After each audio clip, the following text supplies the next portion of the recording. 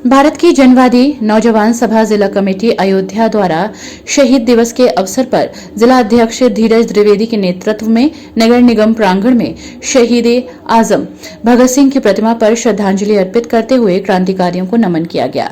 वहीं जनौस प्रदेश महासचिव सत्यभान सिंह जनवादी ने कहा कि धर्म, ईश्वर और आस्था को भुनाकर राजनीति करने वाले लोगों को जब भगत सिंह का नाम लेते सुनता हूं तो सोचता हूं कि इन बेशर्मों को शर्म क्यों नहीं आती। उनका नाम जो लेते हैं, जो नफरत फैलाने का काम कर रहे हैं। भगत सिंह को सच्ची श्रद्धांजलि तब होगी जब हम सब मिलजुल कर और भेदभाव छोड़कर आपसी भाईचारे से रहेंगे। हमें राजनीतिक आजादी भले ही मिल गई हो, लेकिन जब तक हम धर्म जाति के बंधनों में बंधे रहेंगे, हम मूल रूप से आजाद नहीं कहलाएंगे।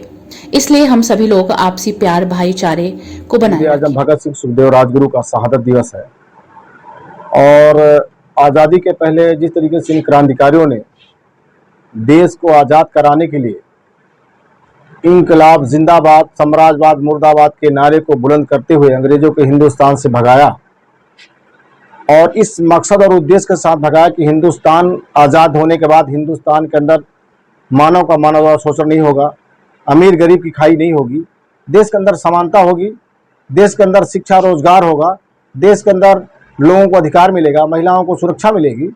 ये सपना था शहीदों का।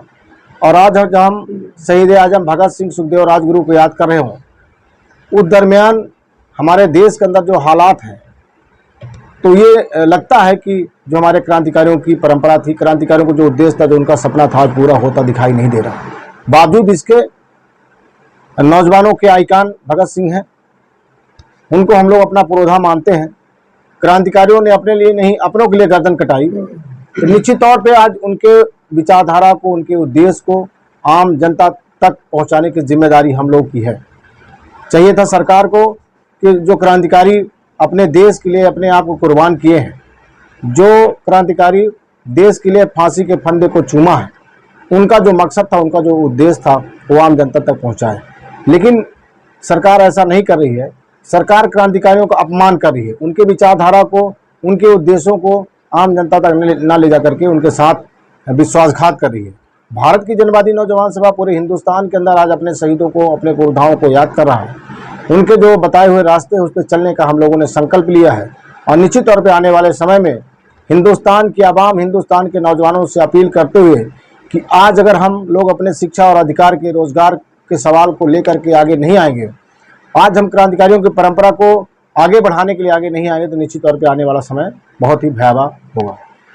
क्या नाम आपका? सत्यभान सिंह जनवादी, प्रदेश महासचिव जनवादी नौजवान संघ।